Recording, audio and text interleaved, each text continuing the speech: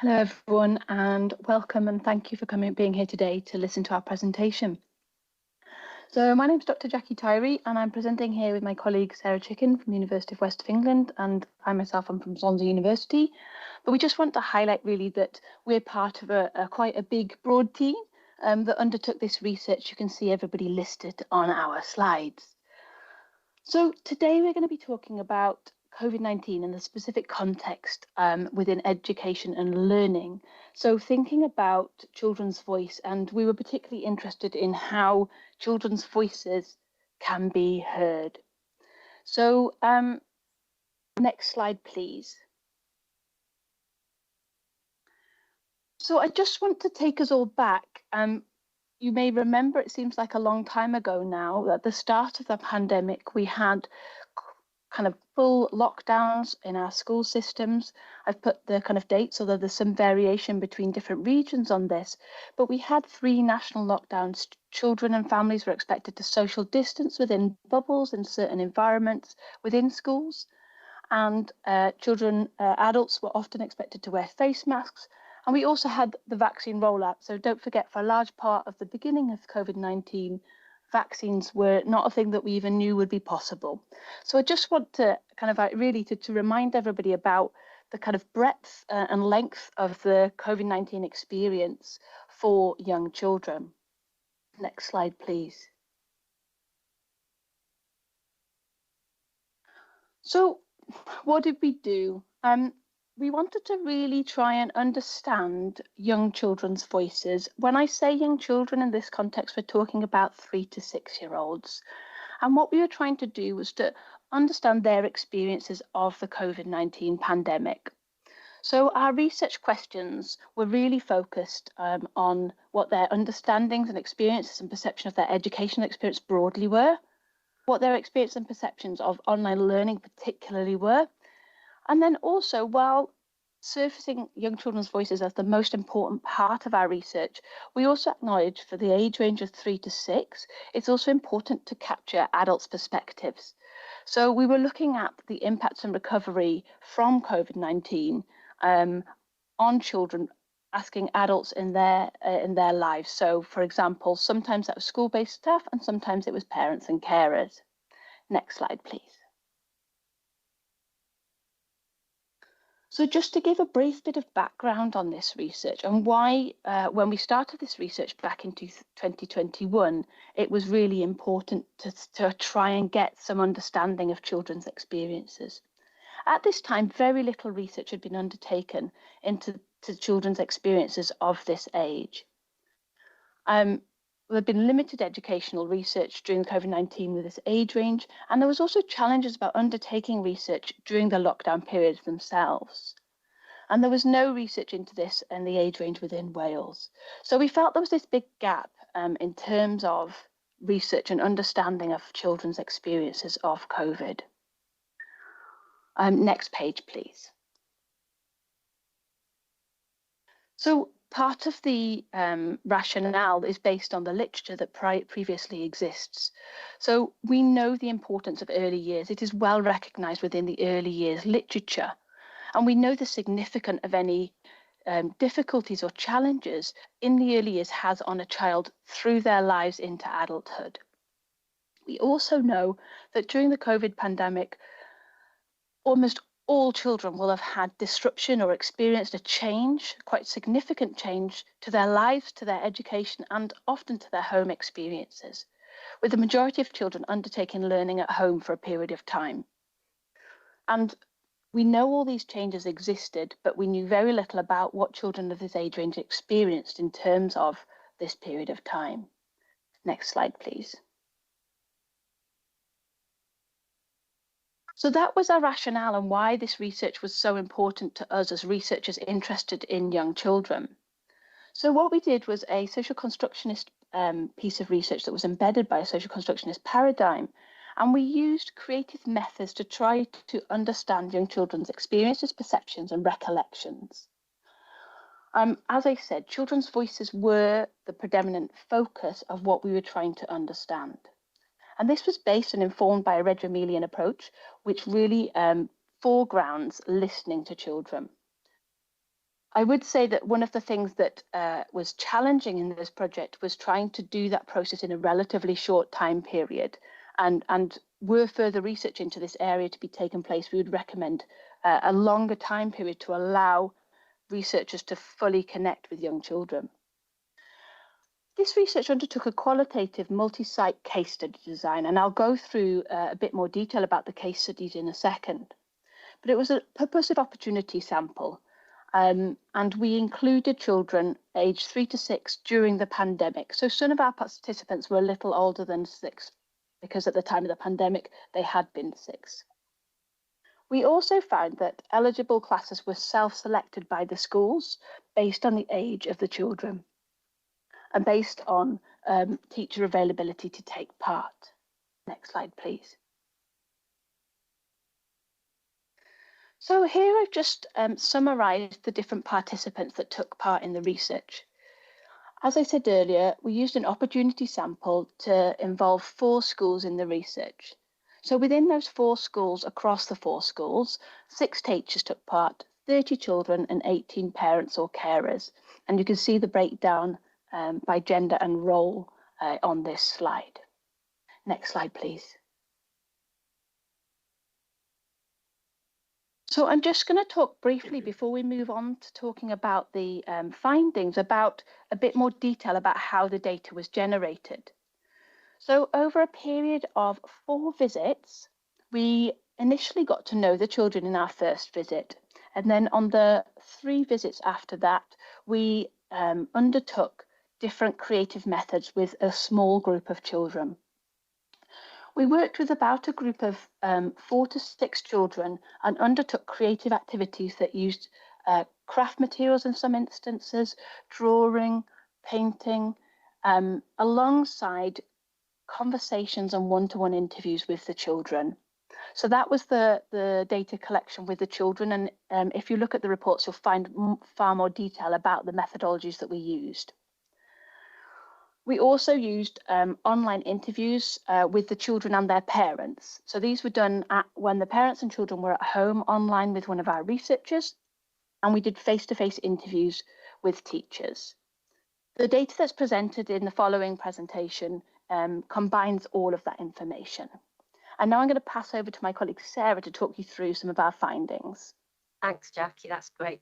So we used broadly drew on Brawl and Clark's thematic analysis to come up with some of our findings and our themes. And what I'm going to do now is I'm going to talk you through the 6 major themes that we saw within our data. A major theme was a missing and a sense of loss, which comes from almost a negative position. Then the importance of family, which is more positive. The importance of school. I'm guessing people won't be surprised to see remote learning there as a theme.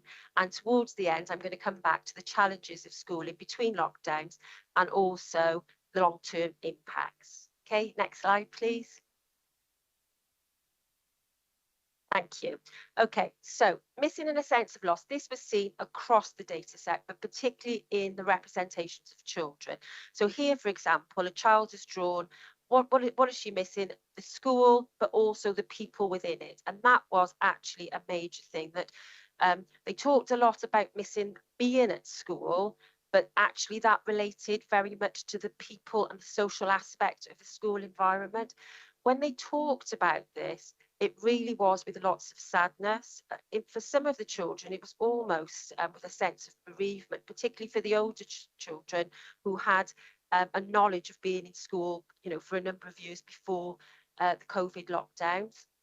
This was also seen and supported in the data of the parents who talked a lot about children being lonely and feeling sad and feeling lost.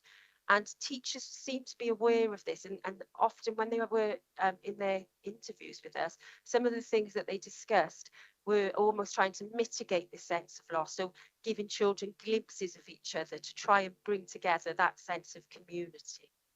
So as I said, this is a very big theme across the data set. Next slide, please. So a more positive aspect of the theme we saw was that during this time, the importance that children placed on being with family. And this actually, as I said, seemed to be positive for most children and families. Actually, there were some children and particularly families that found this time very stressful. So whilst they missed being with extended family members, they said that they had more time to spend with their immediate family. There was more of a slowing down. There was more time spent outside in nature and with pets, etc. So they really seemed to get something out of being in the home environment. So there is a tension here between missing school, but also being with their families. And lots of this was around spending time with either younger or older siblings when they wouldn't have had that experience if it was normal term time. And the teachers also picked up on this, and they said that often when they were doing their online lessons, particularly in the second lockdown, that when they were live, that siblings would often join, younger or older siblings, and they would learn together. And so this was definitely seen as a positive. But as I said, for some families, this was not their experience. Okay, next slide, please. So importance and the enjoyment of school was also a theme, but this was connected with the sense of missing. So what we've done here is we took out the things that children said that they missed, and we feel that that actually emphasises the fact that it's important for children. And what they talked about was missing, particularly when they went back to school after the first lockdown. They missed things like sharing lunch times with other children across the school, sharing playtime, seeing older or younger children during these periods, sharing assemblies and eating together. So for us, this was about the importance of the wider school community. So not just about being in a class with children, but the other things that actually happen. And again, this was very much supported by the adults around the child, both the parents and the teachers.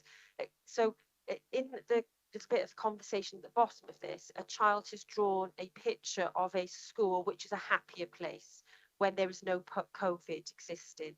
And the researcher is asking, well, why is it a happier place? What did you prefer about it? And the child is saying, I'm in a classroom, I'm learning different things, and and I'm with other people. So very much again a theme of this data. I'm trying to press a button here, but what I should say is next slide, please. Okay, as I said, the remote learning probably isn't a surprise to be here. And actually, the first point here is not going to be a surprise to anybody who works in education in terms of the challenges faced by practitioners and by parents and children in the transition from face-to-face learning to online learning. And children actually, lots of them struggled with this. They weren't always positive about online learning. They missed the face-to-face nature of learning, and they said things like the child at the top year is a bit boring. So we had a lot of that. It's a bit boring. It's not engaging.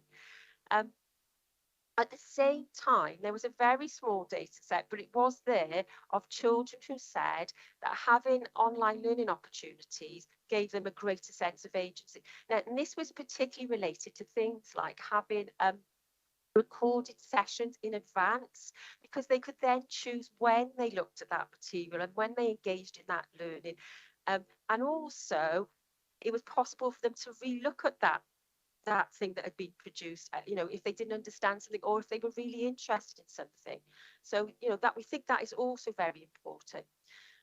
But both parents and teachers also noted that sometimes there were barriers for remote learning in terms of things like not having good enough internet access and also not having access to devices, etc. So there is a disparity here between different children based on what they actually, provision they actually had in terms of devices, etc. Okay, next slide, please. Thank you. So in terms of challenges of education during a pandemic, yes, the children reported being annoyed, being frustrated, being anxious, etc. There was also challenges of transitions back to the school after the lockdown. So again, attention here. Although lots of them wanted to be in their school environment, it was still hard for some of them to go back because they'd spent so much time in their home environment. So, you know, there's a tension there between those two things. And both parents, but particularly teachers, reported that they had lost a sense of independence. So they were less likely to be able to take turns, for example, or not speak over each other, etc. And part of that, you know, the teacher said part of that was because they had been in their home environment for long periods of time. So they wouldn't have had socialization with bigger groups of children. But they also felt that it was to do with the bubbling system itself. So they said these children now have to spend all of their time with a very small group of children. And it is, you know, then they get on each other's nerves. They start to irritate each other. So there's this low level of disruption, which would probably not be there if they had been able to mix with other children more widely. Okay, next slide, please. Okay, so longer term impacts then. Parents say that they're particularly concerned about the emotional impact on children because of the social development, but also because obviously there were heightened levels of anxiety in society in general, which children would have picked up on. And they also say that they are, you know, they have questions about the productivity of having online sessions. You know, was that as good as if they had been in schools? So there's also, you know, a question there. And teachers said that one of the things that they actually learned from this time was the value that children place on things like school trips and rituals of school life. So the children in year 3, for example, who, you know, always wait to get up to year 6 and wait for the prom and the school trips and the residential things, which actually didn't happen. So, you know, it made them think about how important those sorts of things are for children. Okay, next slide, please. Okay, so in relation to this question, you know, what were children's perceptions of education during this pandemic? Well, they physically missed attending schools and the social aspects. But as I've said, there was also some positives for some of the children in terms of spending time with their immediate families.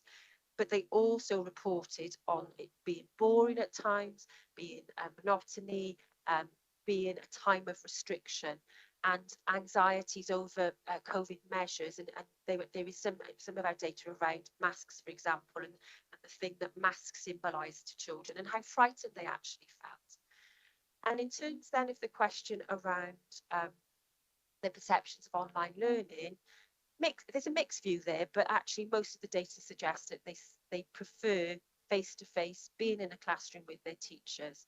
However, as I've already noted, for some children, they noted the benefits of increased levels of agency sometimes with the use of technology. Next slide, please. Okay. So in terms of the conclusions from the adults' view, as I've said, they feel, the teacher, that some children may be exhibiting behaviours which they may not normally see in particular cohorts of children. So year 3 children now behaving in a way which wouldn't be a previous year 3 cohort.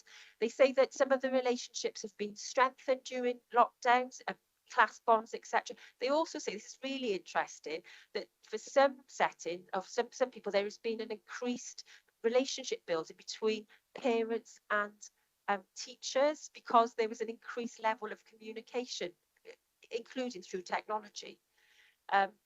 However, parents also say that they found it very difficult to get children to engage with learning outside of school, and actually they appreciate the role of the teacher more now. But there have been some improvements in digital skills for children, that they believe. But both parents and teachers remain concerned over the long-term impact of COVID in relation to both social and emotional development, and also academic progress in relation to things like reading and maths, etc. Okay, next slide, please. Okay, over to you, Jacky. Thank you. And just to draw our presentation to its conclusions, Sarah's presented the data, and this leads us to make some recommendations, in particular around the areas of social and emotional development, as you will gathered from Sarah's presentation of the data, that came out really strongly as something that both children and adults felt was impacted by COVID. So things like opportunities for social development and re-engagement with a wider school, particularly things around play within classrooms, making sure that play provision and social experiences are there. But also opportunities for children to talk about their anxieties and experiences. And opportunities to look at that relationship between schools and parents, which had, as Sarah's implied, had to shift quite considerably during the pandemic. So this is a good point post kind of the more extreme elements of the pandemic to look at that relationship and parental engagement from a school perspective. We would also recommend that further research is needed, both in terms of technology. There was a lot of data about this, but limited research on how technology can enhance learning at home with younger children. And also really promoting and encouraging further research that amplifies the voices of children of this age range. Even now, I think a year after this research first started, there is not much research that reflects back on COVID and focuses on this age range. So that's all we have today. Thank you ever so much for being here and for listening to our presentation. We would welcome any questions. Diolch yn fawr, thank you. Okay, so thank you very much, Sarah and Jacky. That was really interesting. Lots of resonances actually with the project that I was involved with.